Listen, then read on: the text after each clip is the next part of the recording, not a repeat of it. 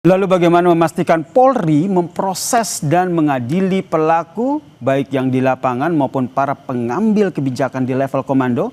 Kita bahas bersama dengan Ketua PBHI Julius Ibrani dan juga Penasihat Kapolri Pak Arianto Sutadi yang telah bergabung bersama kami di Kompas Petang. Selamat sore semuanya. Selamat sore. Selamat sore. Saya ke Bang Julius dulu. 10 Ya. orang nih Bang ya, sekali lagi saya tekankan ini 10 orang tewas dalam rentetan demo yang terjadi. Apa yang menjadi catatan Anda, terutama tindakan aparat sejauh ini? Ya, ini hal yang paling fundamental sekali ketika fungsi kepolisian yang namanya melakukan fungsi keamanan dalam negeri itu tidak didasari pada pendekatan hak asasi manusia. Jadi dia harus membedakan dahulu apakah kerumunan ini, apakah kelompok ini melakukan demonstrasi dalam konteks hak asasi manusia yang namanya the rights to peaceful assembly. Nah, ketika teman-teman mahasiswa ini, teman-teman penggiat kemanusiaan memang melakukan demonstrasi dengan damai, tidak ada pengerusakan, tidak menggunakan alat-alat yang dilarang dan segala macam, maka seketika pendekatan dari kepolisian itu harus menjaga mereka. Indikator sederhananya adalah memunggungi teman-teman yang sedang beraksi, bukan menghadapkan badannya, tidak menggunakan peralatan-peralatan seperti rantis, anti huru-hara dan yang lain segala macamnya. Jadi itu yang di lapangan kita lihat. Tapi dari tanggal 25, kemudian 26 dan 28 kemarin, memang kami melihat ada dinamika di lapangan. Ada beberapa kelompok di lapangan, ada memang kelompok intel dari beberapa instansi, dan kemudian ada kelompok yang memang kami lihat itu juga membawa alat-alat seperti batu, botol dan segala macam. Tetapi kelompok-kelompok mahasiswa dan masyarakat yang kemudian meninggal dunia ini berada pada kelompok yang peaceful assembly, yang penanganannya tidak boleh dipersamakan dengan mereka-mereka yang merusak dan merusuh. Nah, ini jadi menurut Anda penanganan yang polisi terhadap demo ini berlebihan? Ini yang ingin saya tanyakan juga ke Pak Arianto. Secara fundamental sudah salah, Yasir.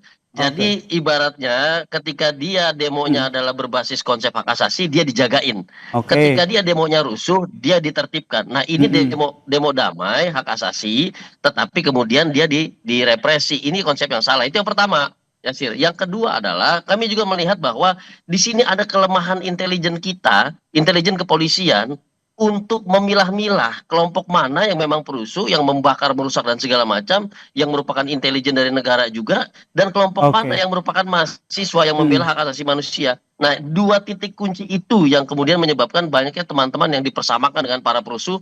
Ada yang dikriminalisasi, Del Pedro baru saja diumumkan. Kemudian juga ada yang terkena tindakan represi hingga luka-luka dan bahkan meninggal dunia. Gitu. Menarik tadi yang disampaikan oleh Bang Julius ya, ada kelemahan intelijen sehingga tidak bisa memilah-milah mana yang benar-benar murni pendemo, mana yang benar-benar ada oknum ataupun yang menghasut. Ini yang ingin saya tanyakan kepada Yanto, betul demikian? Tapi jangan dibahas dulu ya, kita akan lanjutkan diskusi kita usai jeda berikut ini.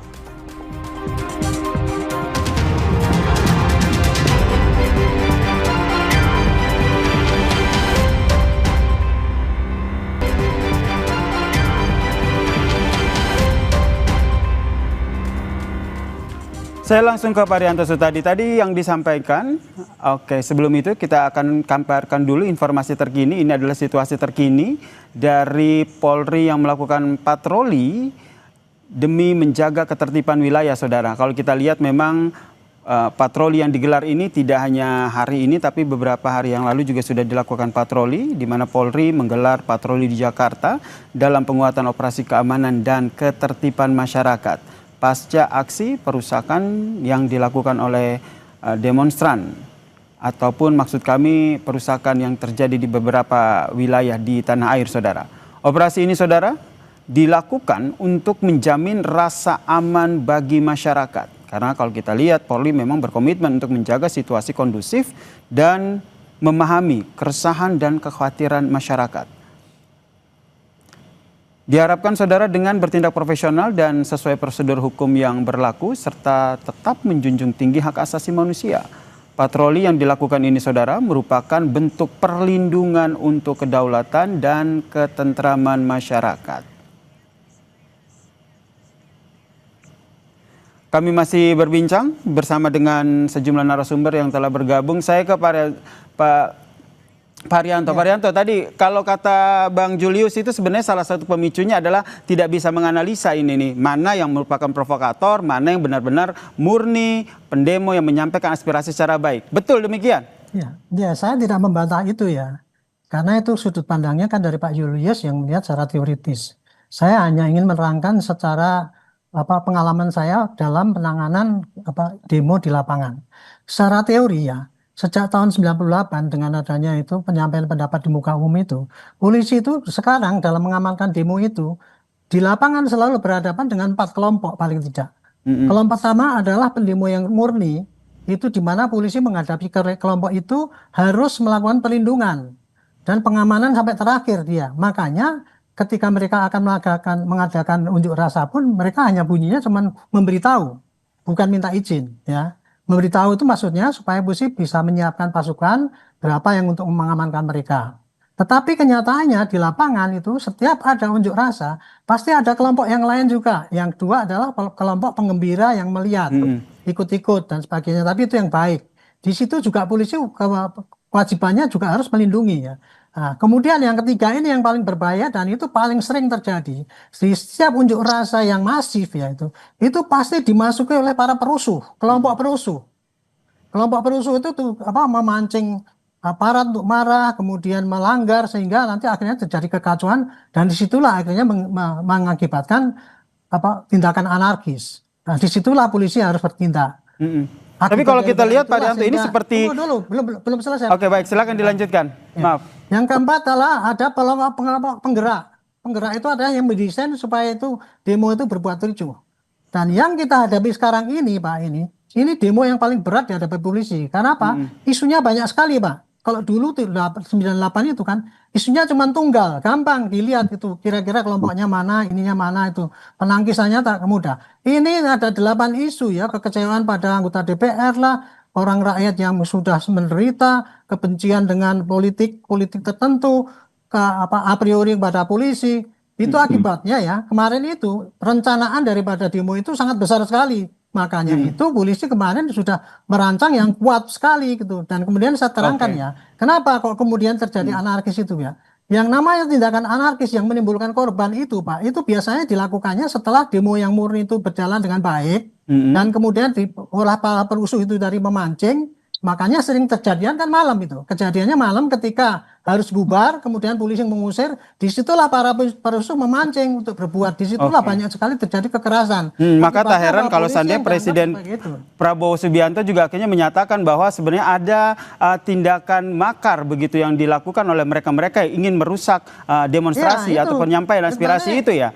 Nah, saya ke Bang Julius. Yang kita hadapi itu bukan hanya demo, Pak. Kemarin yang kita hadapi itu adalah tujuan anarkis memang sudah didesain. Itu yang kita hadapi ya, gitu. Betul, ini yang kita hadapi. Pertanyaannya adalah ke Bang Julius, jika ini seperti yang tadi disampaikan oleh Pak Haryanto, sebenarnya sebelum-sebelumnya juga selalu seperti itu. Setelah demo ada penyusup yang masuk, ada yang menunggangi. Kenapa hal-hal yang sering salah terjadi ini tidak bisa diantisipasi? Nah, itu yang selalu kami bilang. Kemarin beberapa hari, bahkan tanggal 25, 26, 27, 28 saya di lapangan, itu kita yang memang biasa di lapangan dengan kasat mata itu sudah bisa membedakan, Jenderal.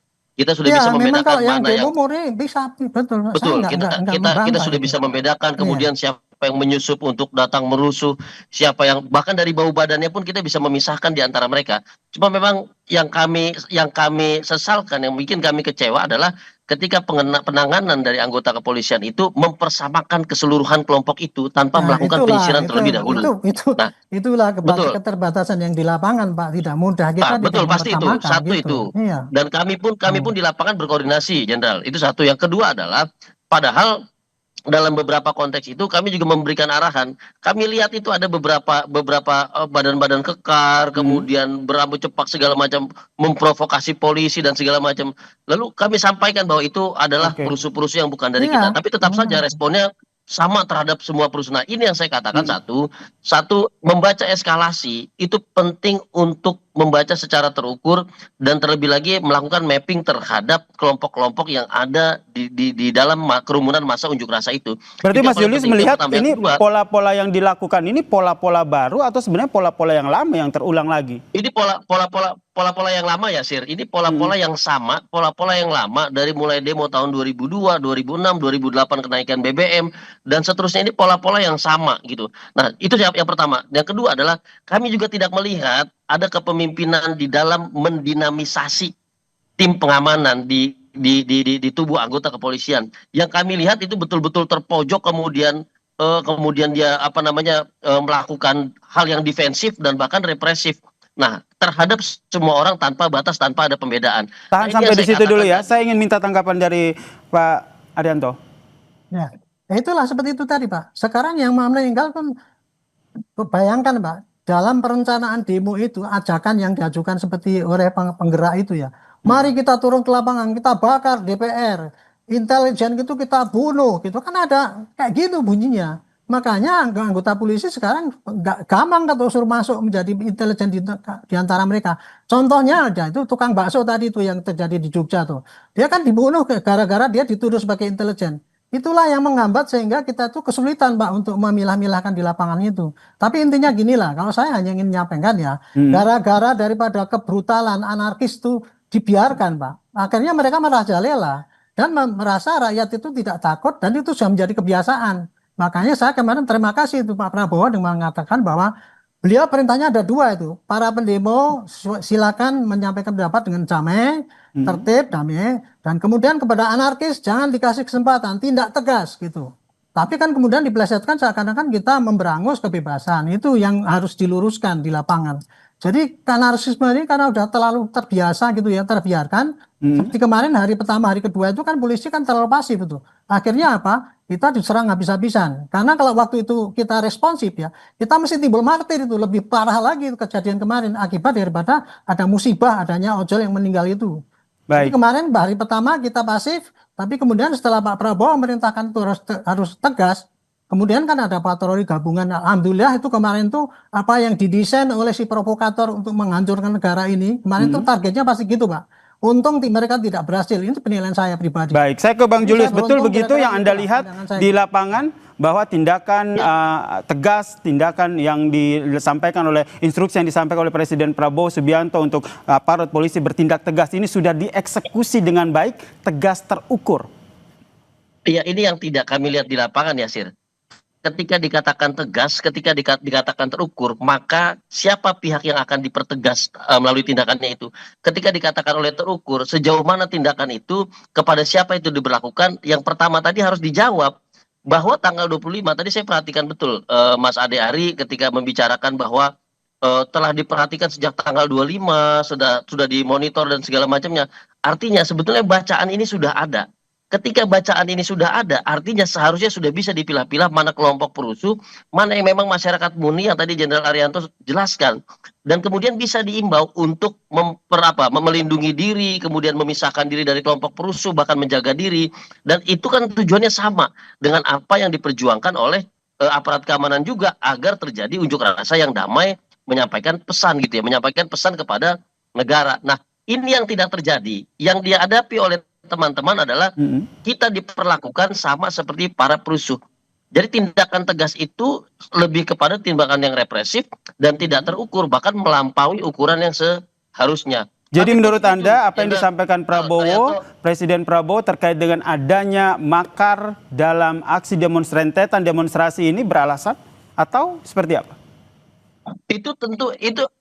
itu tentu harus dipertegas. Kalau kalimatnya menggantung seperti itu, Yasir, maka tentu ada kelompok-kelompok pro demokrasi, mahasiswa, masyarakat yang menuntut haknya untuk lebih baik lagi, itu merasa dipersalahkan, merasa dianggap bahwa mereka bagian dari makar. Padahal tidak demikian. Makanya saya katakan mapping mana yang perusuh mana yang bukan itu penting. Kalau mengatakan bahwa ini ada demonstrasi yang disusupi, maka siapa yang menyusupi itu tidak pernah dijawab. Bahwa ada yang ditangkap kemudian dia bagian dari intelijen dan segala macamnya, itu harus dibuka. Itu harus dijelaskan kepada publik supaya masa-masa yang betul-betul berunjuk rasa tanpa vandalisme, tanpa anarkisme, ini bisa dengan tenang memberikan aspirasinya kepada negara. Baik, Pak Arianto, Anda sepakat yang disampaikan oleh Bang Julius? Sama, semua yang di Ya, jalan saya sama. sepakat karena Gitu. memang kejadiannya sebagian ada di situ, tapi tidak semua ya. Perlu kita lihat Pak, sekarang berapa anggota BRIMOB yang jadi korban Pak? 48 kemarin yang ditinjau ke rumah sakit itu. Kan tidak hanya rakyat yang menjadi korban. Akhirnya kan semua. Saya akui, saya tidak menolak apa yang dituduhkan oleh Pak Julius tadi itu. Tapi Ya, itulah yes. kesulitan kita ya di lapangan ya.